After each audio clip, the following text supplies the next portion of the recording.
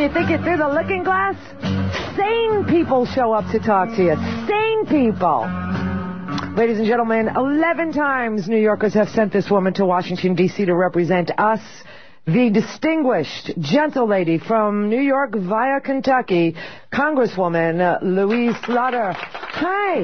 Hello there. Hiya. How are you? I'm so glad to talk to you because the last time I talked to you, you told me, keep your eye on Randy Duke Cunningham. Something's wrong there. Yes, I did. Oh, man. You were so right. I mean... Well, we wrote this great report for the Rules Committee called America for Sale. Yeah. And we had all kinds of trouble. We put it on our web page, and the Republicans tried to make us take it down, and we said no. So we left it up. Some of my colleagues were supposed to put it up, and they took it down in the New York Minute. That's crazy. But it was really extremely well done.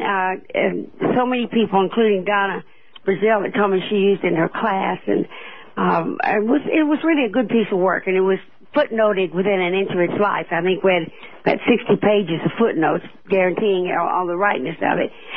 Then we find out what's happened to the U.S. attorneys, and that case out there, which was, we were also in on the Shirlington limousine company, which Cunningham and all his buddies used to take them to the Ritz-Carlton, and that all dropped when they took the U.S. attorney down. You must be... Actually, one of them out there, one of these women, I can't remember which, I think she might have been from a Midwest state, though. Actually, she couldn't have been, had to be from California, because she was investigating Jerry Lewis, who was the head of the Appropriations Committee. It was Carol Lam. Yes, and what they did was the firm that was defending Lewis hired her. Did you know that? Yes. And took her away. Wait, tell that story. Let's tell that story, because I told it the other day. Yeah. But I don't think people believed me, and I tell them not to believe anything they hear on talk radio, including me, but maybe they'll believe a congresswoman. Well, I hope so. Tell that story. What I'm most worried about now, though, let me tell you, 9 of them were taken out. I'm worried about the others that weren't. The U.S. Because attorney. the ones who got to stay obviously did what Gonzalez told them to. Well, wait. Which means prosecute Democrats. I mean, they found that they prosecuted 4 times more Democrats than Republicans. There were a number of cases. Bob Menendez in New Jersey was one of them. They brought these awful charges against them before the election, and then after the election, almost every case they dropped it. It was as blatant a thing as I've ever seen, to really cause changes in the election. Now, Carol Lam was out there working away. She did a good job with Duke Cunningham. Yeah. And what we discovered was that people like Cunningham, who were on the Appropriations Committee, had a good thing going. They would take a trusted ally on their staff. They would go to work for a lobbying firm. They would then lobby their boss, which, of course, was against the law, for special people to get special things put in many cases of the defense bill. And then their contributions came in a hurry. So she was really, no charges, of course, I need to say, were ever brought against Mr. Lewis.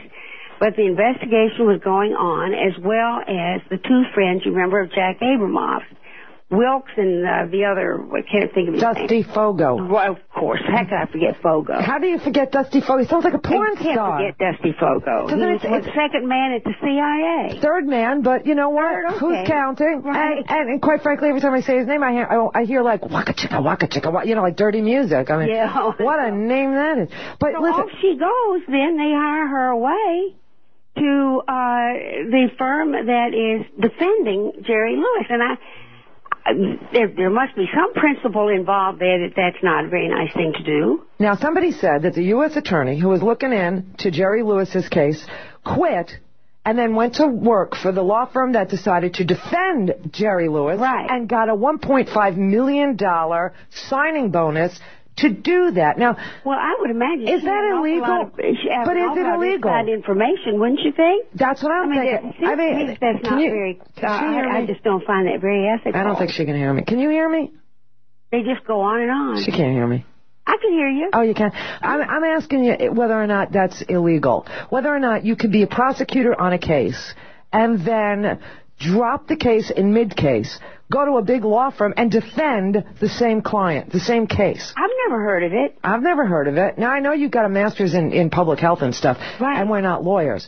But how is that okay? Or why isn't the U.S. attorney that did that in handcuffs? I have to tell you, because the Justice Department was orchestrating it all.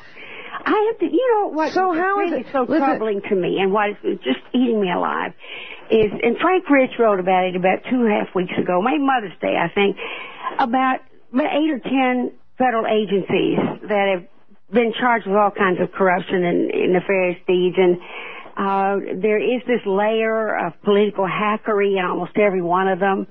We found out the Pentagon, if you wanted to be a contractor, and there are 125,000 of them in Iraq, if you wanted to be one, you had to go over and ask Cato Burns' husband, had 3 questions. Yeah. Did you vote for Bush? Are you Republican? Where do you stand on Roe v. Wade? And then you got to go over at the age of 25 with billions of dollars and start a stock market, which of course never got started. I don't know what happened to those guys, but they don't have a stock market. Congressman Slaughter, let me ask you this. I mean, it wasn't. We should get the records. It was Ms. Yang, not Ms. Lamb. Yes, I thought it wasn't Lamb because it's not Lamb. He was a good one. Lamb was a good guy.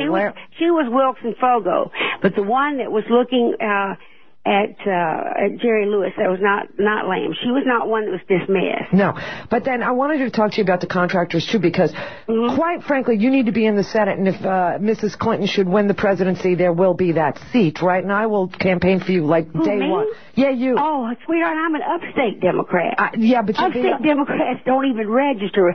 Let me tell you why I need you in the Senate. I want to tell you. No. I want to tell you this. Yeah. Really, I feel strongly about this, and I need to tell you this like right freaking now.